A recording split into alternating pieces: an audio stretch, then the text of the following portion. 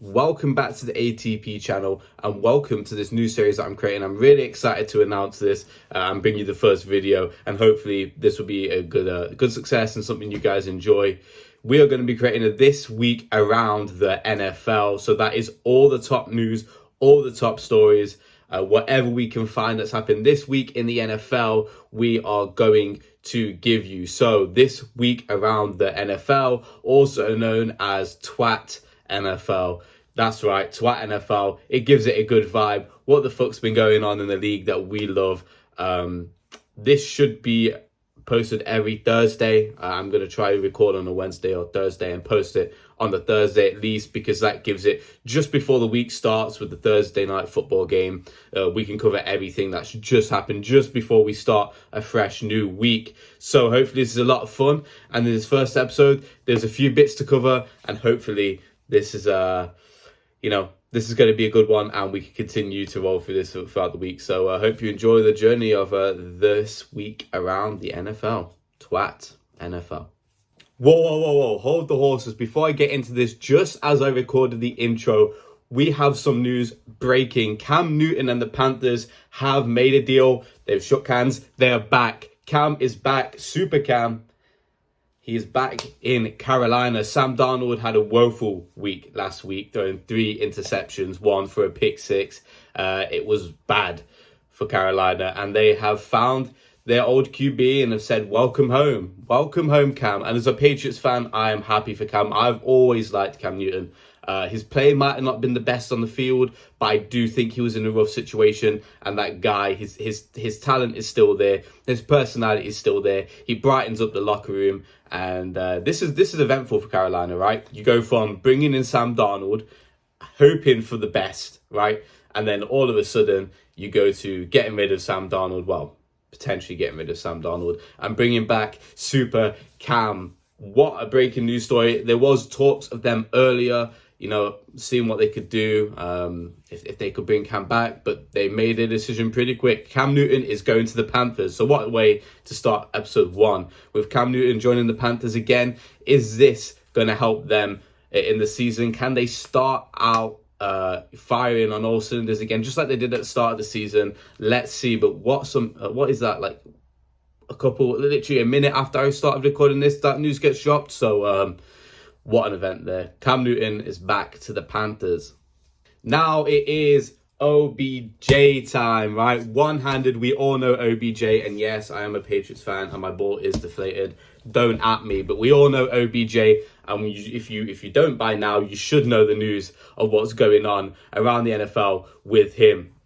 OBJ and Baker Mayfield has been at each other's throats, right? OBJ's dad posting shade towards Baker not throwing him the ball. The friends that were once are not anymore. They are parting ways. Cleveland had to say goodbye. He was unclaimed on waivers. Now he is free to go whatever team he wants to go. Who are the teams that are going to pick him up? Well, that's the most important bit. He said, I believe it's the Saints, the Packers, and we have another contender in there. I think the Cowboys as well was a contender for him. If not, it should be, because they've got a good quarterback. But he wants to win, apparently. He wants a quarterback who is going to throw him the football. That's why he left Baker, and that's why he left the Browns. He was previously with Eli Manning. He had the ball a lot there, but since he's been back in the Browns, nothing. He has struggled. So OBJ wants out. What teams are in the forefront? Obviously, as a Patriots fan, I kind of do want him. I know a lot of people are talking about his antics in the locker room. We have seen him go full Tyson Fury on a kicking net and absolutely destroy it. But I think generally he is a good player and he can add a lot of dynamic threat to any offense. I do believe that some offenses probably want to pass on him. Some coaches do as well. But in my opinion, why not go and get him, right? I'm talking on behalf of the Patriots, go get him. Like, this team we can push. I believe that with OBJ there, we can add that extra level. But OBJ's situation has been interesting. Where's he going to go? Where does he need to go? Let me know down in the comments where you think OBJ should go and why. It is 2021, and we all know what that means. COVID has dominated the headlines for the past 2 years almost. And what's been going on in the NFL with COVID? Of course, it's the vaccines, the shots, the needle. And Mr. Aaron Rodgers has said, I'm not taking that. and therefore has got himself COVID and now is in a bad place with the NFL and a lot of people online. Aaron eventually lost out on his place to play against the Chiefs, meaning we had a shit game. Monday Night Football, I believe, or Sunday Night Football. Monday Night Football. What am I talking about? Monday Night Football. We had a shit game with the Packers and Chiefs, but we did see Jordan Love get his first real start in the NFL. And of course, his mom was, she actually wasn't sidelined. She was about a mile up at the top of Arrowhead, looking down. Looks like she was taking like pictures from satellite, whatever. Maybe they just wanted good tape and she wanted to be up there analyzing the whole field. I don't know, but she was in an awful position to say the starting QB's mom, like not even a suite. She was right at the top of Arrowhead, worst seats in the house. But Jordan Love got his first start, losing against the Chiefs. It was a pretty boring game. Jordan Love, he started out bad. However, he did make himself look a little better, especially during the fourth quarter. But it's still there. Can Aaron Rodgers still be replaced? That is a question to be asked. It didn't look good, but that does not mean that Jordan Love cannot improve and cannot settle in that offense. Let's say one thing, okay? The NFL needs to fix up flag after flag. Chicago versus Pittsburgh. Okay, we got to go over that. I was not happy. Pittsburgh, third down. Big Ben takes a sack, right? Takes them back, ready to punt the football. Marsh, I believe, just elevated from the practice squad, goes and faces towards the Pittsburgh sideline and gets called back for taunting. Controversial. The NFL calling these taunting calls, which is affecting the game. I mean, come on, he wasn't even near the sideline. He was merely glancing over. Might give it a bit of the strut, but I mean, it's football, right? It's grown men attacking each other, playing football. You know, they're literally out there fighting for their families. What else do you expect? The taunting call, ridiculous. There was so many flags in that game.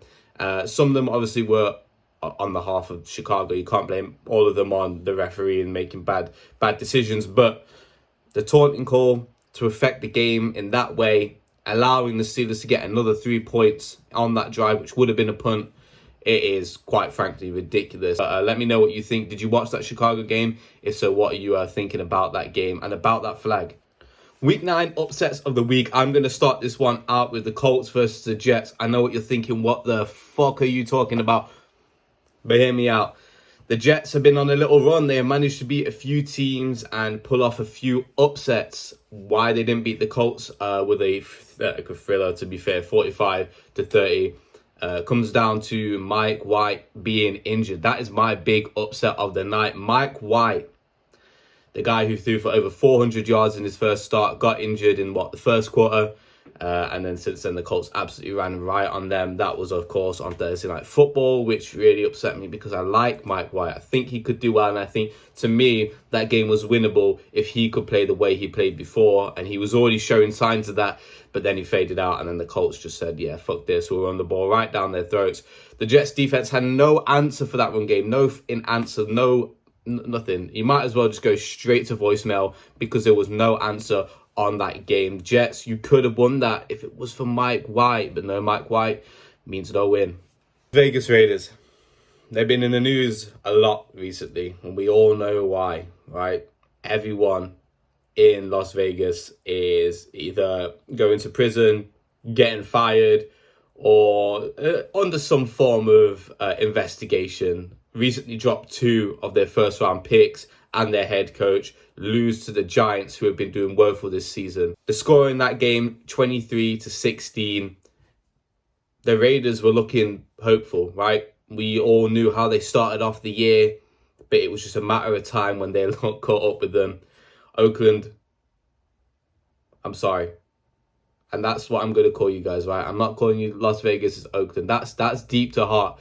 We all know the real Raiders fans are from Oakland, and we know how they're feeling right now. So Oakland fans, I'm so sorry that the Las Vegas Raiders are fucking this up for you. You have a good organization, good fan base. Upset of the week. I mean, it's not huge, but losing to the Giants and losing some of your biggest players and head coach, it's got to be rough. I feel sorry for all the fans there that are having to deal with this situation right now. Hey, another upset of the week, though. The Cleveland Browns, after losing OBJ, go out and smash the Bengals, absolutely destroying them 41-16. It's funny that we would put these in a category with the Browns and the Bengals being in an upset, right? Usually, if the only upset it would be is the Browns winning the game, especially back in like 2016. But the Bengals, you don't really expect them to be getting upset a lot because they have been playing woeful seasons before. But this year, they've been doing really well. But the past 2 weeks, what has been going on in Cincinnati, right? Right at the top of the AFC, and then they lose, and they lose again, and now they're losing to the Browns, who struggled offensively for the past couple of weeks, and now the Browns come out and put 41 on them. Upset from number one to what? Deep down in the playoffs, I don't know exactly where they are, but the Bengals sort of on a rough road right now. And finally, this has been a huge week for upsets, but finally we're going to get onto the final two. The two teams that need to own up about this week, right?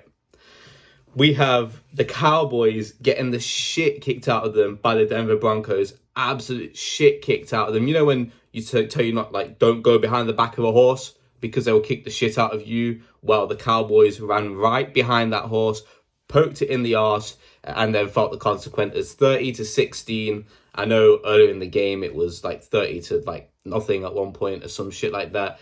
The Cowboys, fuck me, went from a real good position to in a real bad position real quick, but with Dak Prescott there as well as the quarterback, so there's no excuse there. But that does not mean I think they won't get back on track. I feel like it's just like a little rough patch in where they have been. But the second team I want to talk about are the Bills. I'm happy, okay? But when it comes to my NFL side of things, where I like to evaluate the games, what was this game? 9-6. The Bills lost 9-6, not just against someone, it was against a nobody team in the Jacksonville Jaguars. First time they have won in the US since, 2 years ago? Since they won their first game, I believe, like almost 2 seasons ago or some shit like that. 1 and 10 weeks. But the Jaguars beat the Bills. The Bills, man, you guys had such a good start at the start of the year, looking ultimately like scary. Like, I remember I'm sat there thinking, Jesus Christ, this team is gonna whoop everyone. And now you lose to the Jags. I don't know. Watch you go and beat us. Watch you go and beat the Patriots. You know, like whenever we play you later on in the season, in the first matchup, and beat the shit out of us, but then lose to the Jags. Like, how does it make sense? I know it's in Florida, maybe you can blame the weather, but fuck me. Come on. That scoreline is, I don't know. That was a huge upset, and I think generally there's not going to be much better than that, but a lot of upsets this week around the NFL. That is all this week on Twatnfl, this week around the NFL. It's been a pleasure. First episode. Hopefully you guys enjoyed it. I know there's going to be a few more things we need to add to make this longer, or to just add more fulfillment to it. I'm thinking about coming up with a few segments, maybe just the twat NFL, as in like literally who's been the biggest twat in the NFL this week. Not expecting to get monetized from this with the amount of placement of the word twat in the actual video, but who knows. We can come up with a few segments, come up with a few funny bits, maybe get you guys involved. If you want to follow more what I do, make sure you go check out these bits and bobs, so place them there. Hopefully we'll have another fun week in the NFL. I'm excited for Cam Newton. Breaking news, like I said at the time, not heard much about it other than the fact they have closed the deal. I'm excited for Cam Newton. What will happen with Cam? Maybe he will, I was going to say maybe start the first week, but that's pretty unrealistic. But who knows? It's the NFL, and hopefully we'll have more good stories, more good headlines next week. Thank you for joining me. Hope you enjoyed. If you did, please comment. And yeah, thank you for watching, and hopefully I'll see you next week.